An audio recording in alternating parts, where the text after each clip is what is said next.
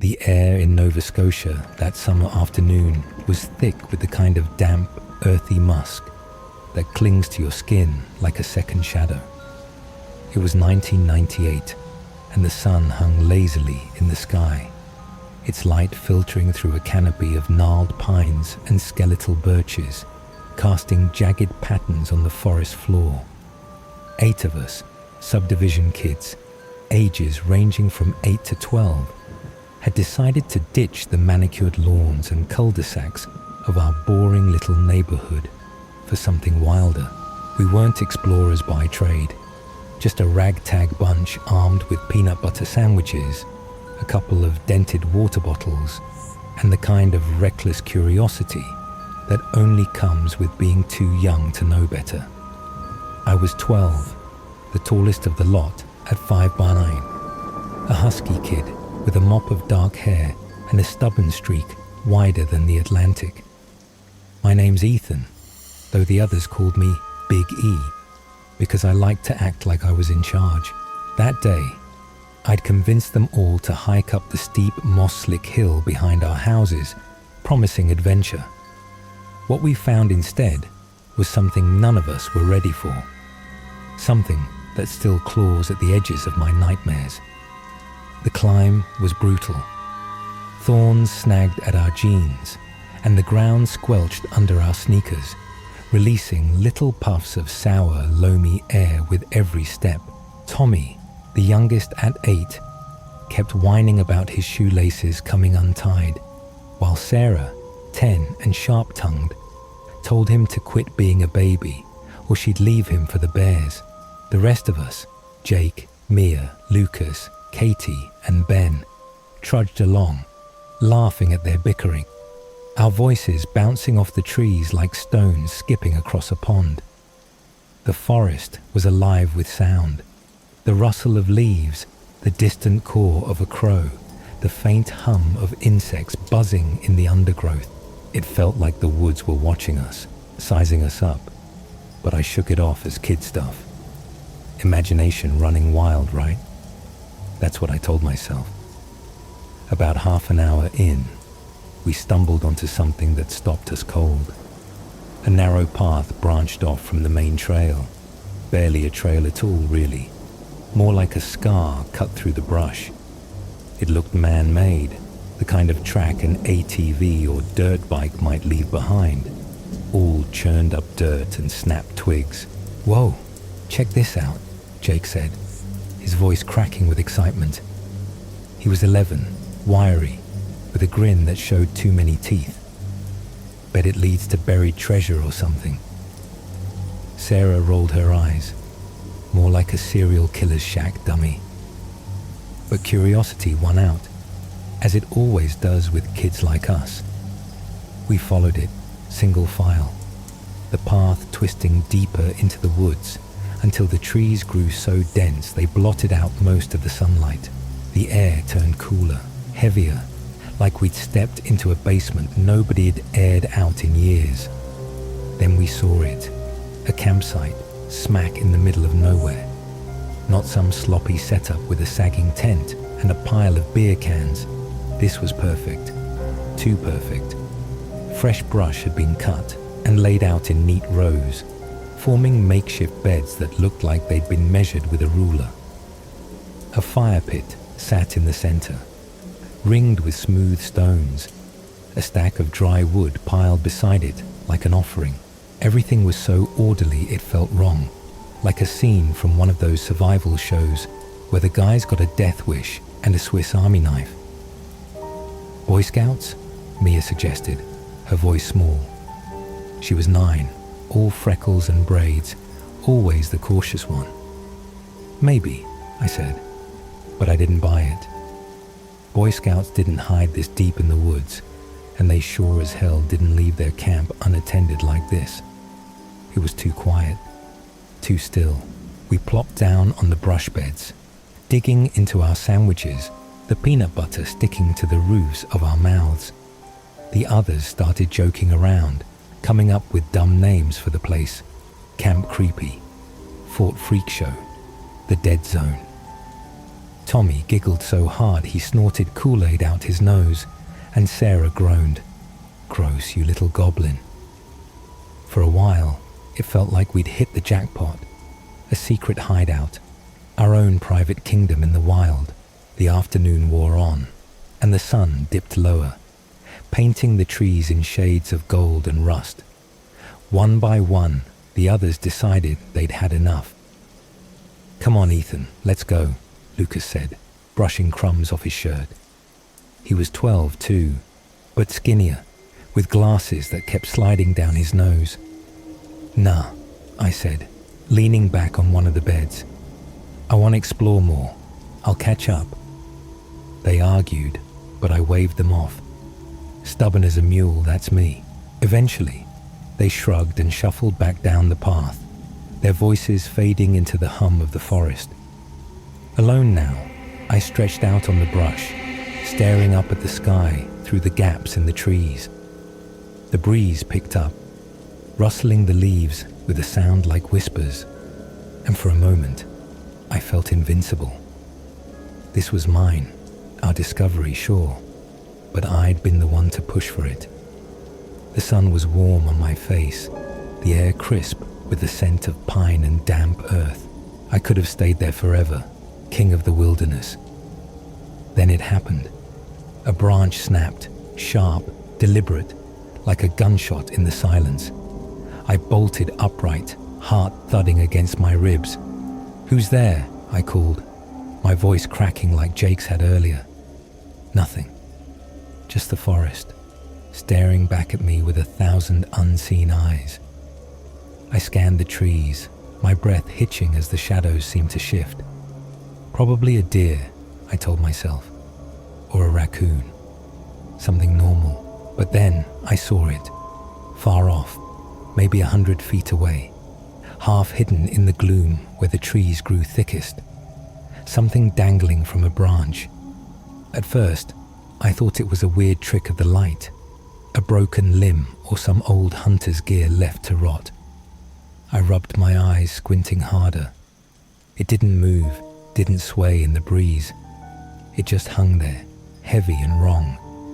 A sick feeling coiled in my gut, cold and slimy like a slug sliding down my spine. Too big to be a branch, too human. "Stop it, Ethan," I muttered, forcing a laugh. "You're freaking yourself out over nothing." I was big, right? Tougher than most things out here. Whatever it was, I could handle it. So like the idiot I was, I stood up and started walking toward it. Each step felt heavier than the last, the ground sucking at my sneakers like it didn't want me to go. The air thickened, carrying a faint whiff of something sour.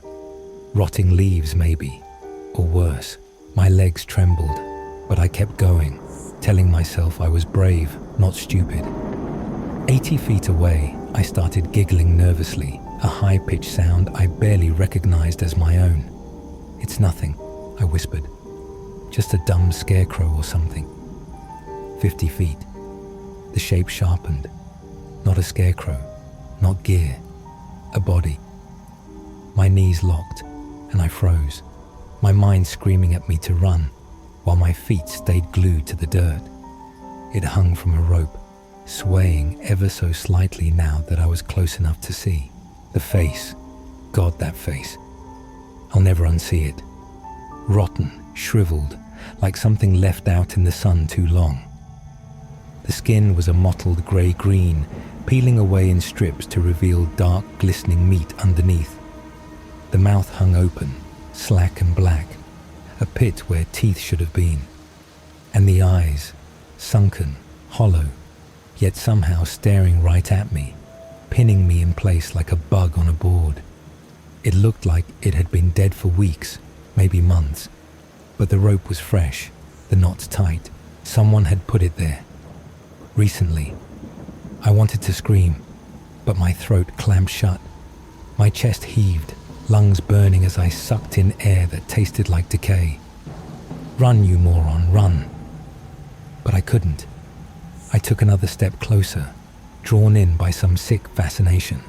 like a moth to a flame that's already burning the house down. The smell hit me full force now, rotting flesh, wet and rancid, mixed with something metallic, like old blood. Flies buzzed around it, a lazy swarm that didn't seem to care I was there. One landed on my arm, and I swatted it away, gagging as the motion sent a fresh wave of stench rolling over me. Then it moved. Not much, just a twitch, a jerk of the head that made the rope creak. My heart stopped. Dead things don't move. Dead things don't look at you. But this one did. Its head tilted, slow and deliberate, those empty sockets tracking me like a predator sizing up prey. A low, wet gurgle bubbled up from its throat, and I swear, God help me, I heard it whisper my name. Ethan. Soft, raspy, like wind through dry leaves. That's when I lost it. My legs finally remembered how to work, and I bolted, tearing through the woods like a hunted animal. Branches clawed at my face, drawing blood that stung in the cool air, but I didn't care. I ran until my lungs felt like they'd burst, until I caught up to the others halfway down the hill. They saw me coming, wide-eyed, pale as a ghost, tears streaming down my face, and crowded around shouting questions. What's wrong? Ethan, what happened? I collapsed, gasping, my hands digging into the dirt. I saw a body, I choked out between sobs, hanging in the trees. Silence fell, thick and heavy. Sarah started crying, her tough girl act crumbling. Jake just stared, his mouth open. You're lying, Lucas said, but his voice shook. No way. I told them everything. The face, the smell, the way it moved.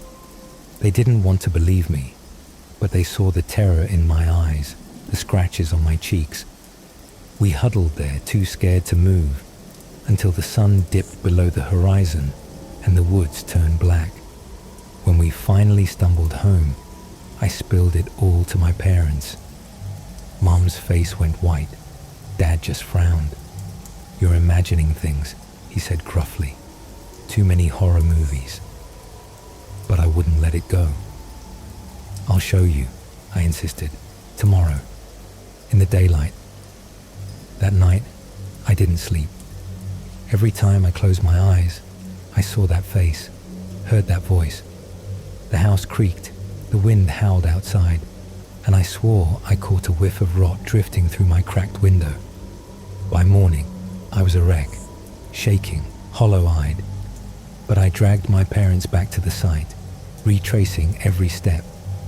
The brush beds were still there, the fire pit untouched. I pointed to where I'd seen it, my voice trembling.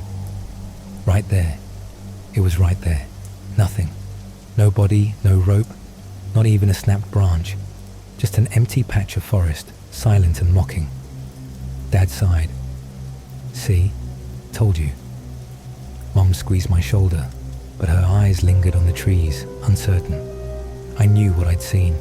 I knew. And that's when I noticed it. A faint groove in the dirt, like something heavy had been dragged away. My stomach dropped. Someone, or something, had been here, had cleaned up, had taken it.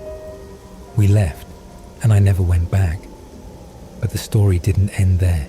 Weeks later, Tommy started acting weird. He'd wake up screaming, saying he saw the hanging man outside his window, tapping on the glass with bony fingers.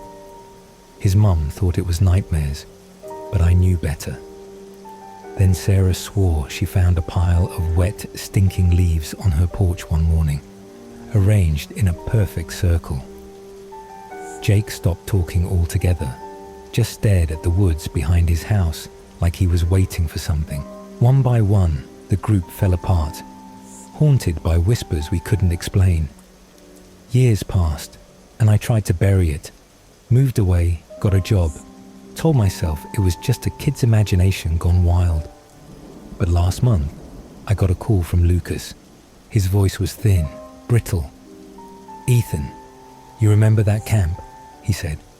"I went back, for closure, you know, It's still there. The beds, the pit, and there's something new. I didn't want to ask, but I did. What? He swallowed hard.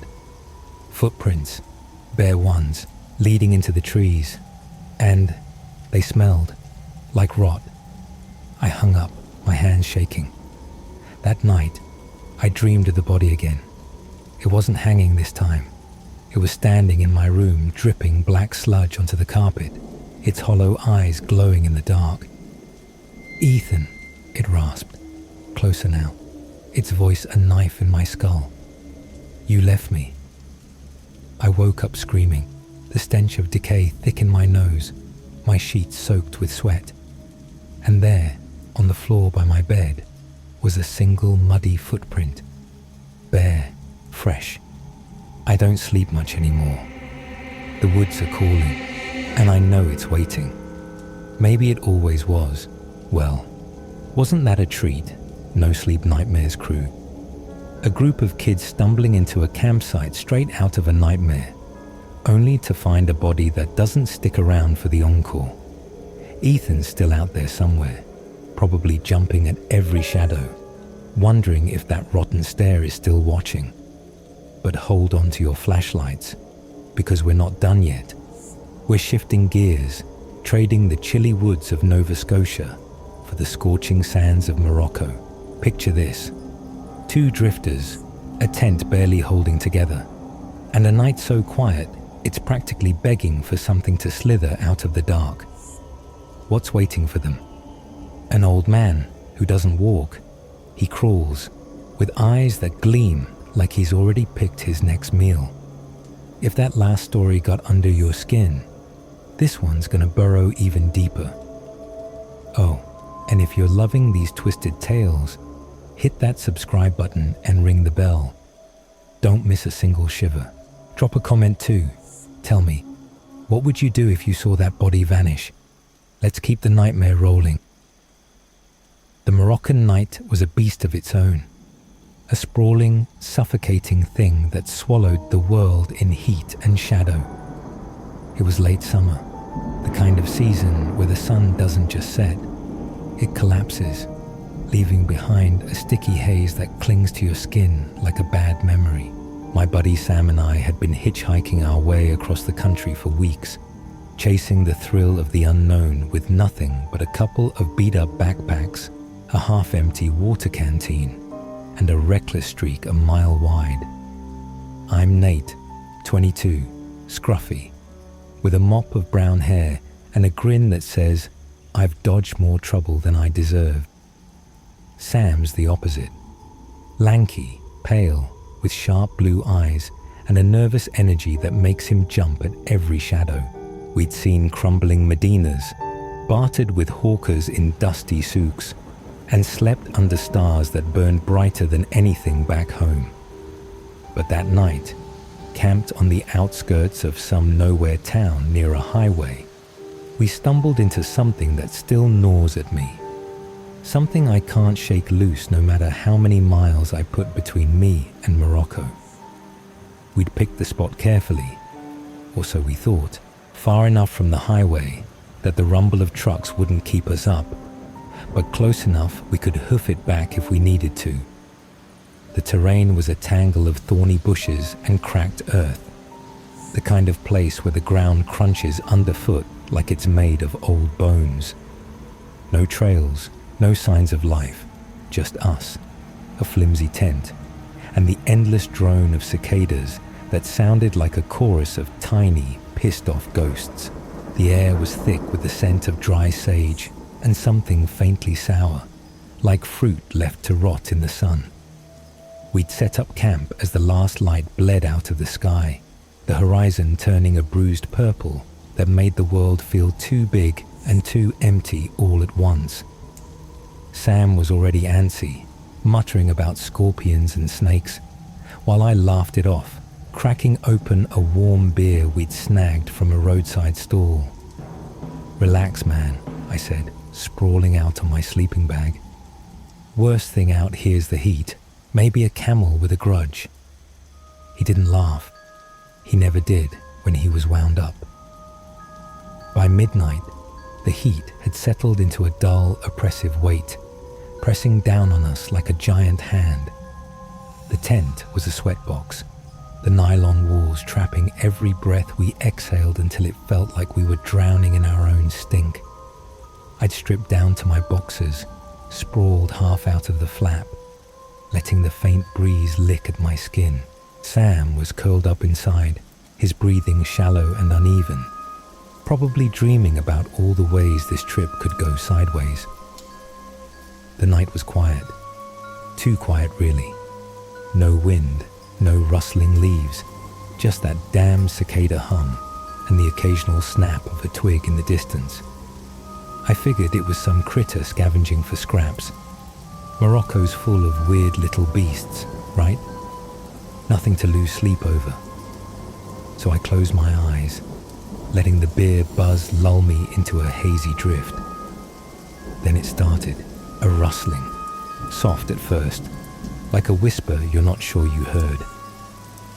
I cracked an eye open, peering into the dark beyond the tent. The bushes were a wall of black, their jagged shapes barely outlined against the star-strewn sky.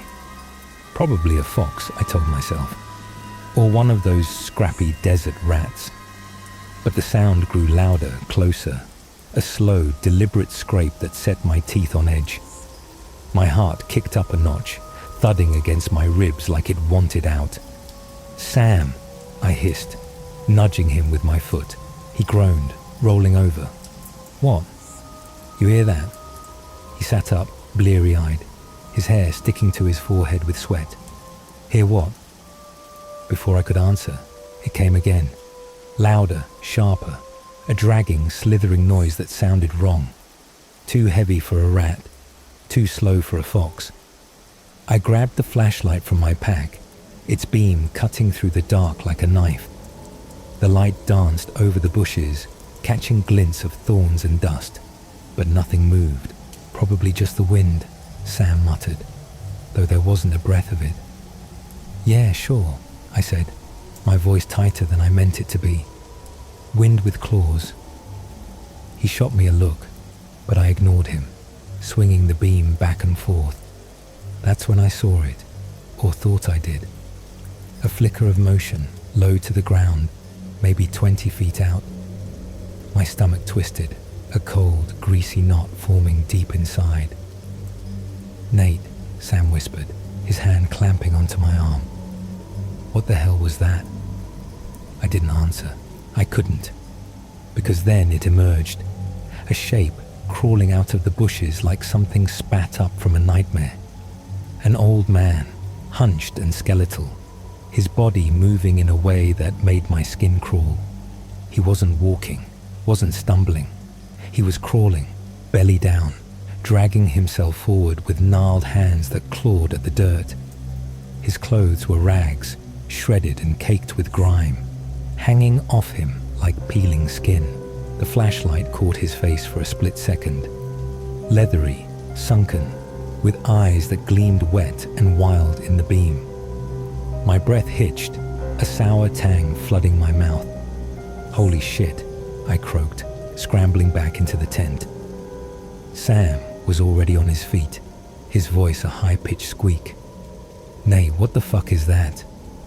"Shut up and grab something," I snapped, fumbling for the pocket knife in my bag. It wasn't much, just a 3-inch blade, but it was better than nothing. The rustling stopped, and for a moment, the silence was worse than the noise. I swung the flashlight back out, and there he was, closer now, maybe 10 feet away. His head tilted up, those eyes locking onto us, unblinking, like a lizard sizing up a fly. His mouth opened, a black hole in his face, and a low, guttural sound spilled out. Not words, not quite, but something that made my bones ache. "Who are you?" I shouted, my voice cracking. "What do you want?" He didn't answer, just kept crawling, slow and relentless, his fingers digging into the earth like he was pulling himself out of a grave. Sam was hyperventilating now, clutching a rock he'd snatched from the ground. "He's coming for us, man. He's gonna... Calm down, I barked, though my own hands were shaking so bad the flashlight beam jittered like a strobe. The old man stopped, his head cocking to one side, and I swear I saw his lips twitch, like he was smiling or trying to. Then he spoke, a rapid-fire string of words in some language I didn't know, all sharp consonants and hissed vowels. It sounded like an apology, maybe, or a curse. "Get out of here," I yelled, stepping forward, brandishing the knife like I knew what I was doing. "Go." He froze, staring at me. Then, quick as a snake, he reared up, standing on legs that looked too thin to hold him. He turned and bolted back into the bushes, vanishing into the dark like he'd never been there. The silence crashed back in, heavy and suffocating. Sam dropped the rock, his breath coming in ragged gasps. What the hell was that?" he stammered. I didn't answer right away, just stood there, knife still out, flashlight sweeping the bushes. Nothing. No sound, no movement, just the cicadas, picking up their drone like nothing had happened. "I don't know," I said finally, my voice hoarse. "Some crazy old bastard, maybe, after our stuff." Sam shook his head, his eyes wide. "That wasn't normal, Nate. He didn't move right." I wanted to argue, to laugh it off with some dumb quip about desert hermits, but the words stuck in my throat, because he was right. That crawl, those eyes, it wasn't human, not fully. We didn't sleep after that, didn't even try. We sat there, backs to the tent, watching the dark until our eyes burned. Every snap of a twig, every rustle of leaves sent us jumping, the flashlight swinging wildly. "We should have moved," Sam muttered around 4 a.m., his voice dull. "Packed up and ran." "Yeah, well, we didn't," I shot back, sharper than I meant. "Too late now." He glared at me, but I could see the fear behind it. Truth was, I'd thought about it, grabbing our shit and booking it to the highway. But something kept us rooted, some stupid mix of exhaustion and defiance. Or maybe it was fear, the kind that paralyzes you, makes you think staying put is safer than facing what's out there. Dawn broke slow and grey, the sky bleeding into a sickly yellow that did nothing to chase away the chill in my bones. We packed up in silence, the tent sagging under our clumsy hands. The bushes looked normal now, just thorny scrub baking in the morning heat. But I couldn't shake the feeling of being watched. As we slung our packs over our shoulders, I caught a whiff of something. Faint, fleeting, but unmistakable. Rot. Wet, sour rot, like meat gone bad. I froze, scanning the brush, but there was nothing. Just the wind, kicking up dust that stung my eyes. "You smell that?" I asked Sam. He nodded, his face pale. "Let's go," he said, and we didn't look back. The trucker dropped us off at a dusty gas station about 20 miles down the highway, a ramshackle pit stop with flickering neon signs and a single pump that looked like it hadn't been cleaned since the 70s. The air here was different, still hot, but laced with the sharp tang of gasoline and burnt rubber instead of that sour rot. Sam slumped against the side of the building, his face a sickly shade of grey, while I paced, trying to shake the jittery buzz humming through my veins. The trucker, a grizzled guy with a beard like steel wool, didn't say much, just grunted something about weird shit out there, before peeling off in a cloud of exhaust. I wanted to ask what he meant, but my tongue felt thick, useless, like it had been dipped in tar. We'd escaped, sure, but it didn't feel like a win. It felt like we'd left something behind, or worse, brought it with us. Sam wouldn't look at me. He just stared at the cracked pavement, his fingers twitching like he was still clutching that rock. "We're done, Nate," he said finally, his voice flat. "No more of this hitchhiking bullshit. I'm out." I stopped pacing, forcing a grin that felt more like a grimace. "What? You gonna let some creepy old geezer ruin the fun? Come on, man. We've dodged worse." He didn't bite. "That wasn't just some geezer," he snapped, his eyes flicking up to meet mine. They were bloodshot, wild. "You saw how he moved. You heard him. That wasn't..."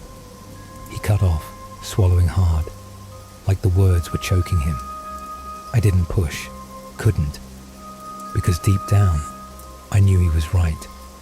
That crawl wasn't natural. Those eyes weren't human.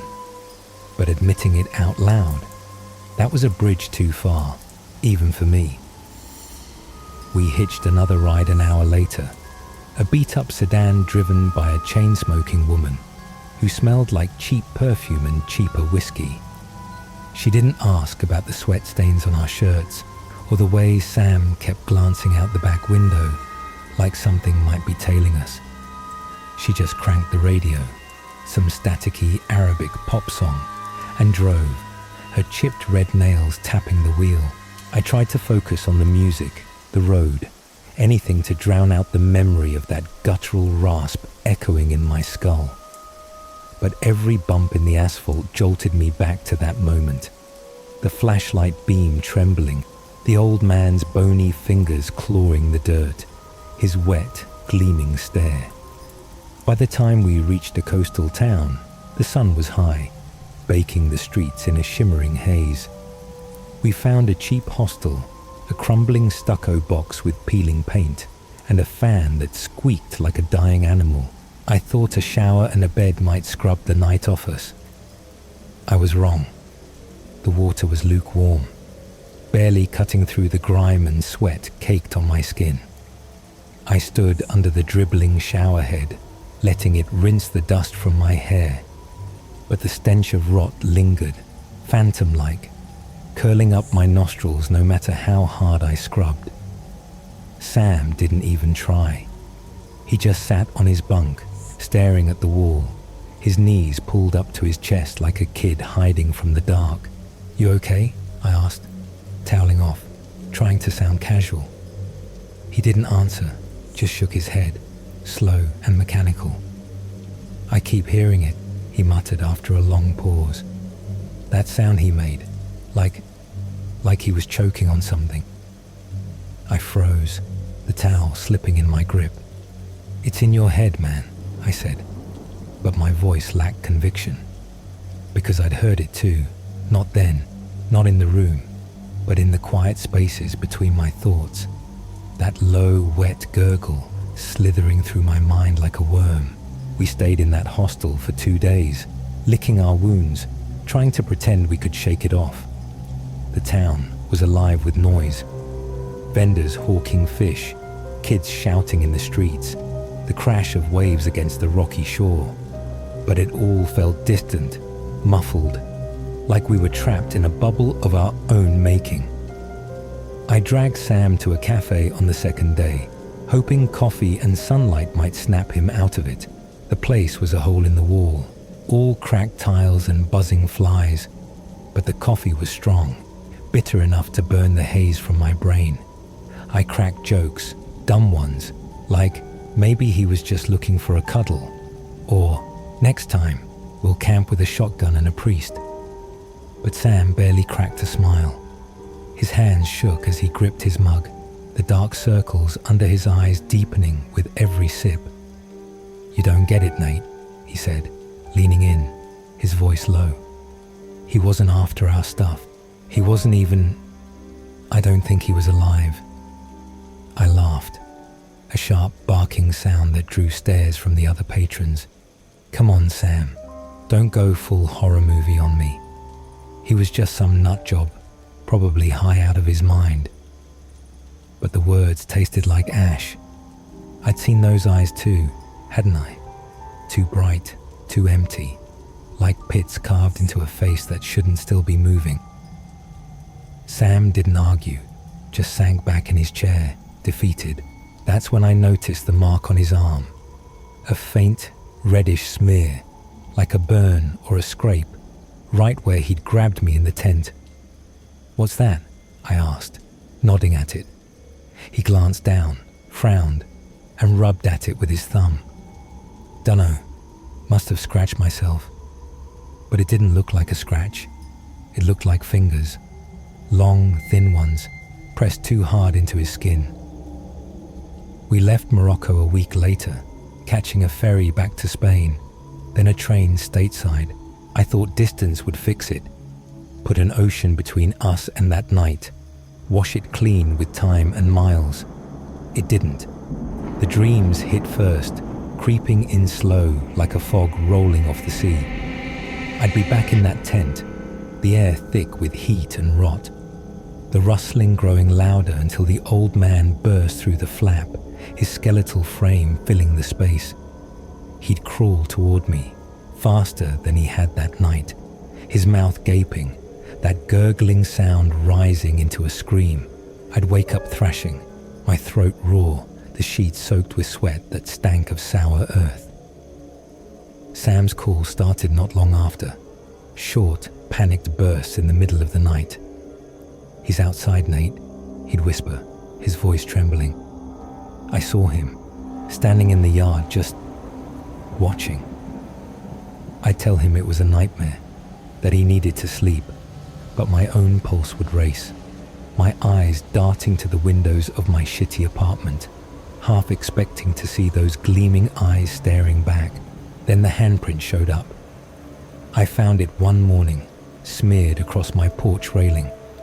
A muddy, elongated mark, the fingers too long, too thin, dragging like something had pulled itself up from the ground. I stared at it, my coffee going cold in my hand, a sick laugh bubbling up in my throat. "Well, shit," I muttered.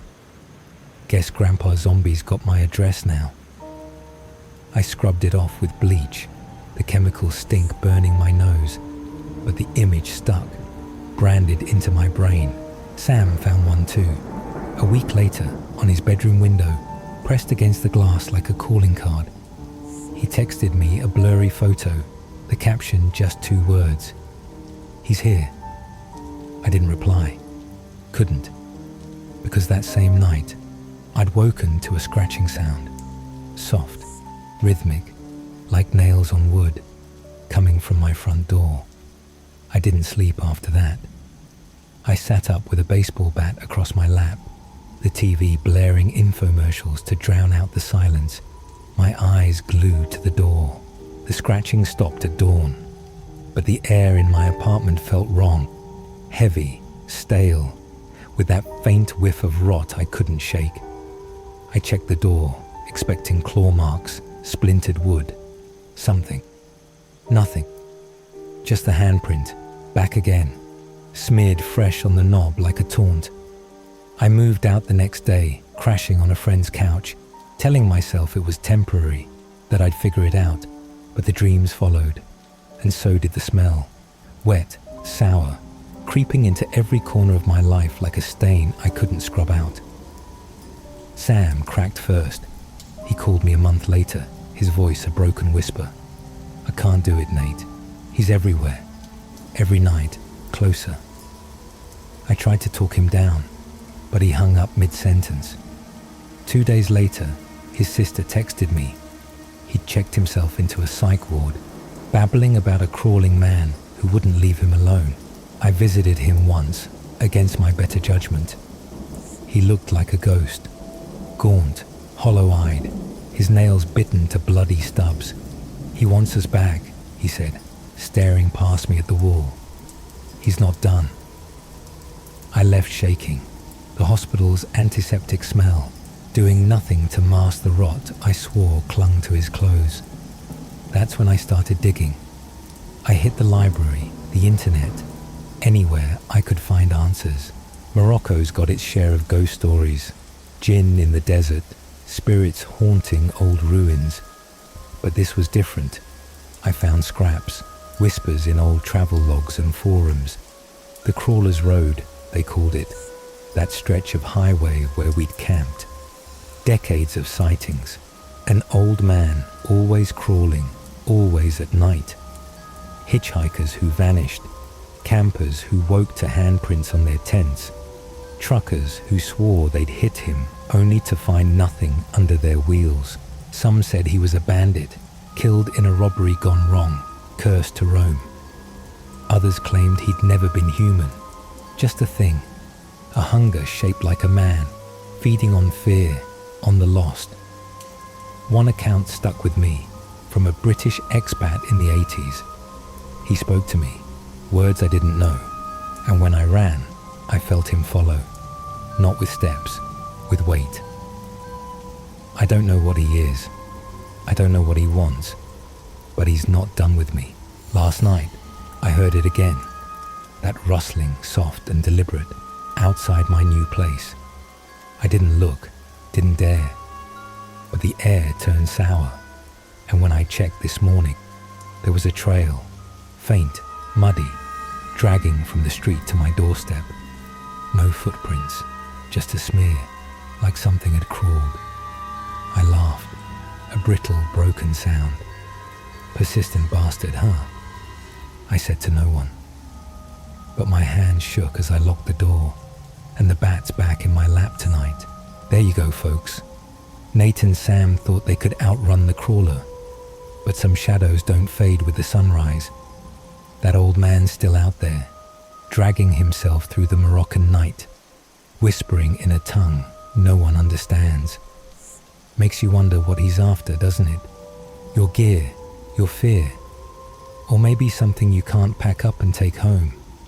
If that one's still rattling around in your skull, brace yourself.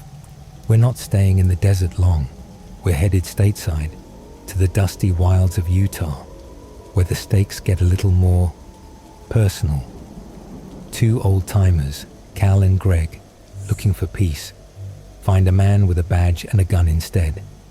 He says he's the law, but his eyes say he's something else, something unhinged, something that doesn't play by the rules. This isn't just about survival. It's about staring down a barrel and wondering if it's loaded with more than bullets. If you're hooked, and I know you are, smash that subscribe button and join the sleepless ranks. Leave a comment too. What's creepier? A crawler in the bushes or a cop who's lost his grip? Let's find out what's next. The Utah desert stretched out like a graveyard of forgotten things, all cracked earth and jagged shadows under a sky that burned orange at the edges. It was late fall, the air crisp with that dry, biting chill that sneaks into your bones when the sun dips low. My buddy Greg and I had been itching for a getaway, something quiet, something off the grid, away from the grind of our grey, city-bound lives. I'm Cal, 65, grizzled, with a salt and pepper beard, and a knack for finding trouble even when I'm not looking. Greg's the same age, but softer around the edges, a wiry guy with a nervous laugh and a habit of overthinking everything. We'd both lived long enough to know better than to tempt fate, but there we were, chasing solitude in a place that felt like it didn't want us. Southern Utah, young women's group. Campsite, closed for the season. No fees, no water, no rules. Perfect, we thought. A ghost town of a campground, just us and the wild. What could go wrong? We rolled in as dusk settled, my old Jeep kicking up clouds of dust that hung in the air like a bad omen. The site was sprawling, big enough for 100 campers, maybe more. But it was dead quiet, the kind of stillness that presses against your eardrums. Picnic tables stood crooked in the scrub, their wood bleached grey by the sun, and the brush was a tangle of brittle thorns that scratched at the wind. We spotted a trailer parked on the far side of the lot, an ATV beside it, a generator humming low like a sleeping beast, and a pickup truck gleaming under a thin layer of grit. Someone was here, but we didn't care. Live and let live, I muttered, steering us to the opposite end of the site. Greg nodded, his eyes darting to the trailer. Long as they don't bother us, I'm good." We set up our cots and sleeping bags in the brush, half hidden by the gnarled bushes, my Jeep the only thing sticking out like a sore thumb. The air smelled of sage and diesel, sharp and dry, with a faint metallic tang I couldn't place. Probably rust from the tables, I figured. Nothing to sweat over. Night fell fast, the kind of dark that swallows you whole. No moon, just a scattering of stars that looked too sharp, too cold. We didn't bother with a fire. The chill was bearable, and we'd brought enough whiskey to warm us from the inside. I sprawled on my cot, sipping from a dented flask, the burn of the liquor cutting through the dust in my throat. Greg sat cross-legged, nursing his own drink, his silhouette jittery against the faint glow of the distant trailer lights. "This is it, huh?" he said, his voice low. "Peace and quiet." I grunted, tipping my flask. "Damn right. No phones, no assholes, just us and the desert." He chuckled, but it was tight, forced. Greg's always been the worrier. Me, I figure if trouble's coming, it'll find me whether I fret or not. That's how I've made it this far, scars and all. We'd been at it an hour, swapping old stories and half-baked plans, when we decided to stretch our legs. The sunset viewing area was a short hike away, a rocky outcrop that promised a killer view of the horizon's last gasp. I grabbed my day pack, habit really, since I always carry a concealed .45 tucked inside, and we shuffled through the scrub, our boots crunching on the brittle ground. The air turned colder, sharper, carrying a whiff of something sour. Rotting sage, maybe, or something dead out in the brush. I ignored it, focusing on the fading light ahead. Greg lagged behind, muttering about rattlesnakes, his flashlight beam darting like a spooked rabbit. "You're gonna trip if you keep that up," I called over my shoulder, smirking. "Then you'll be snake food, and I ain't dragging your ass back." He snorted. "You'd leave me for the buzzards, you old bastard." "Damn straight," I shot back, and we both laughed, until the sound of tires on gravel cut us off. It came fast. A truck barreling into the lot, headlights slicing through the dark like twin blades. Dust exploded around it, a gritty fog that stung my eyes and coated my tongue. The rig screeched to a halt near where we'd parked, then swung toward the trailer before doubling back, stopping maybe 30 yards from us. My gut tightened, that old instinct kicking in, the one that's kept me alive through bar fights and back alley deals. Greg froze, his flashlight dropping to his side. "Who the hell's that?" he whispered. I didn't answer, just watched as the driver's door swung open and a figure stepped out. Big, broad-shouldered, moving with a purpose that screamed trouble. He stormed toward us, boots pounding the dirt, his shadow stretching long and twisted in the truck's high beams. The light caught his face, hard lines, a jaw like a slab of granite, eyes glinting with something wild, something unhinged. He wore a dark jacket, no uniform, but his hand hovered near his hip, and I clocked the bulge of a holster right off. "You need to leave," he barked, his voice rough, gravelly, like he'd smoked a pack too many. "Right now." I squared my shoulders, keeping my tone even.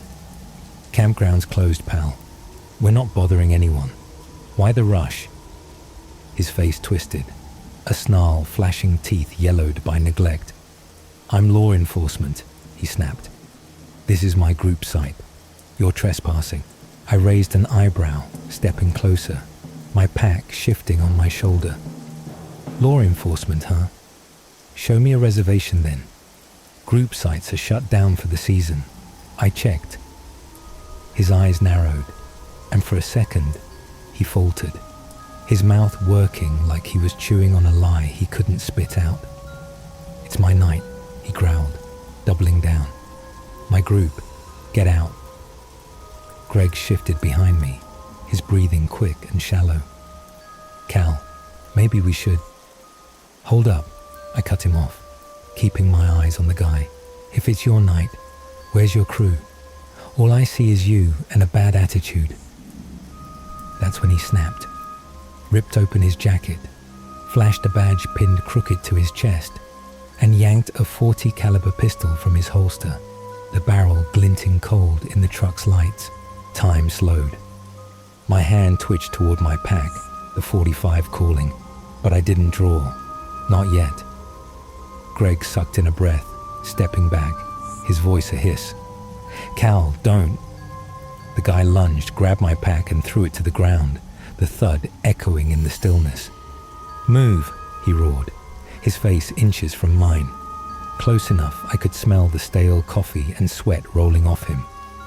His eyes were bloodshot, pupils blown wide, darting like he was seeing things I couldn't. Greg grabbed my arm, pulling me back. He's gripping the gun, man. Let's go.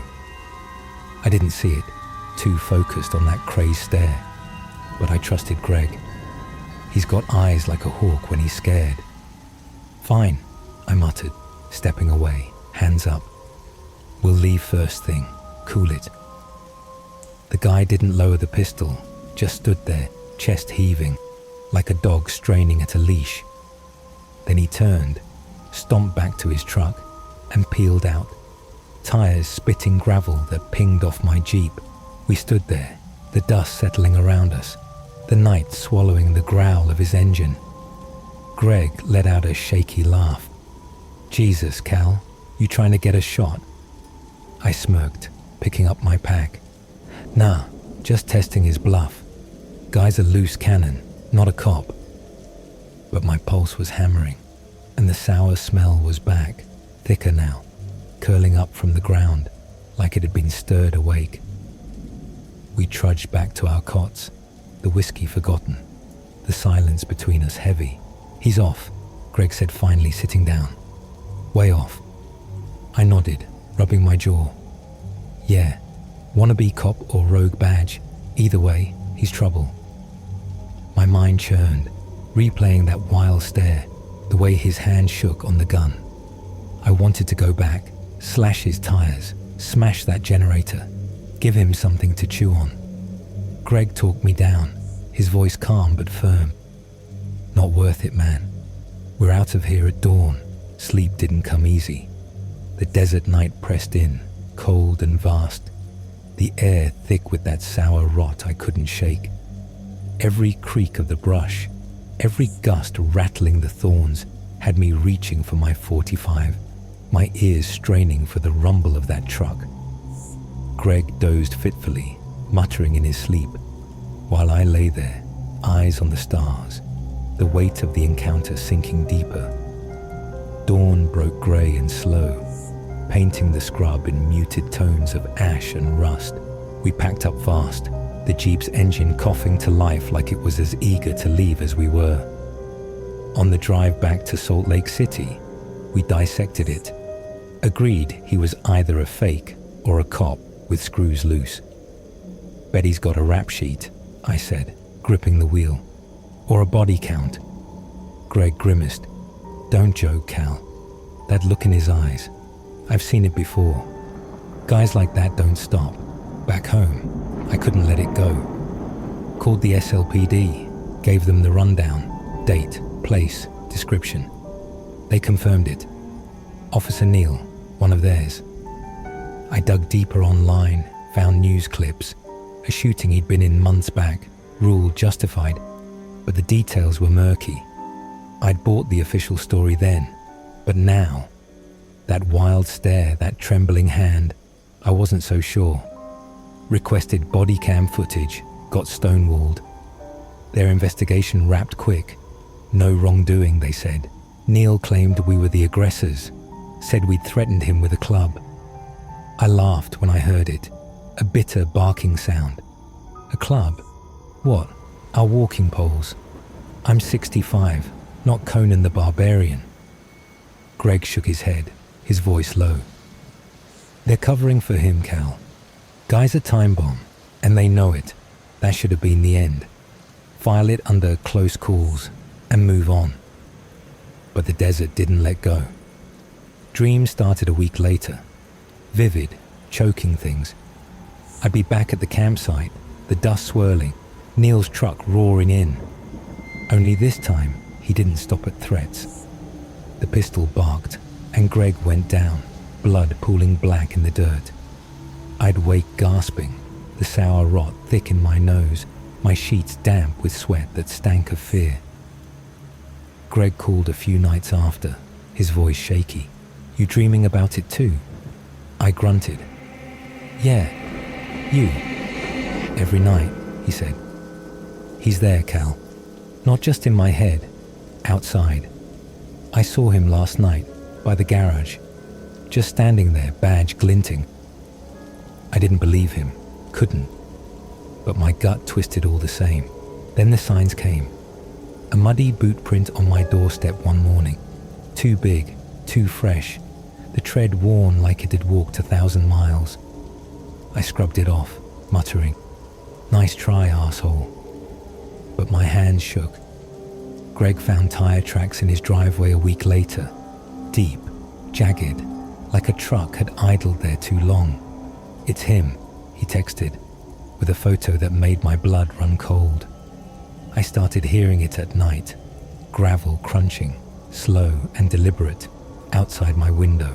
I'd check, bat in hand, and find nothing but that sour smell, heavy and wet, clinging to the air like a shroud. Once, I swore I saw a shadow, tall, broad, moving fast across the yard. But it was gone before I could blink. I dug again, deeper this time. Found whispers online, other campers, other nights, same story. A cop in southern Utah, badge and gun, chasing people off with wild eyes and shaky hands. Some said he'd been suspended, others that he'd quit, gone rogue. One post, buried in a forum, chilled me. "He's not right. Saw him at a site last year, muttering to himself, digging in the dirt. Left a hole, big enough for a body." No proof, just rumors. But they stuck, gnawing at me. I called SLPD again, pushed harder, mentioned Neil by name, the shooting, the campsite. They brushed me off, but the officer's voice tightened when I pressed. "Stay out of it," he said, and hung up. Last night, it escalated. I woke to a thud, sharp, heavy, like something hitting my roof.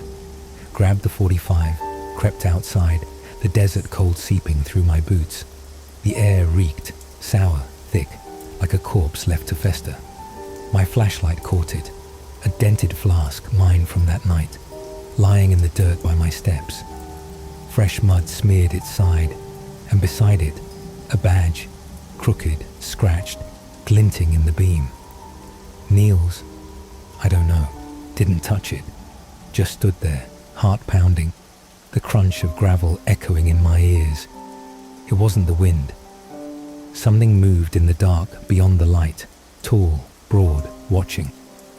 I fired a warning shot, the crack splitting the night, and it was gone. But the smell stayed, and so did the weight, pressing down like a hand on my chest. Greg's gone quiet, won't answer my calls. I'm alone now, back by my bed. 45 loaded, the sour rot my constant shadow. Neil's out there, or something wearing his face.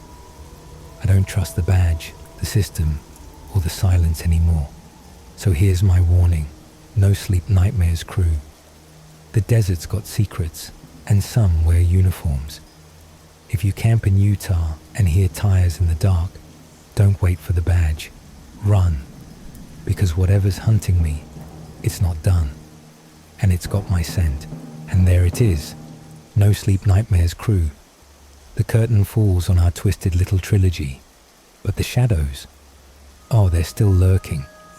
From Ethan's vanishing corpse in the Nova Scotia woods, gone 1 minute, haunting his dreams the next, to Nate and Sam's midnight dance with that crawling nightmare in Morocco, a thing that doesn't stop at borders or oceans. And then Cal and Greg staring down a badge-waving psycho in Utah who might just be more than a man with a gun. 3 corners of the world, 3 flavors of dread, and 1 ugly truth. The wild doesn't care about your plans.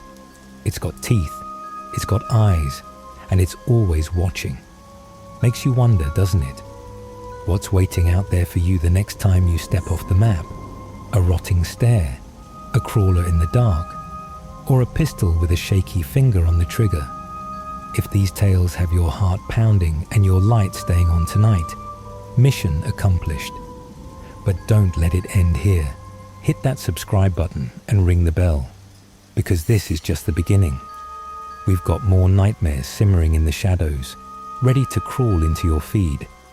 And while you're at it, drop a comment below. Tell me which one got you the most. That disappearing body, the desert stalker, or the cop who's one bad day from snapping. I read every word, and your twisted thoughts keep this fire burning. A huge thank you to every one of you sleepless souls for sticking with me through this ride.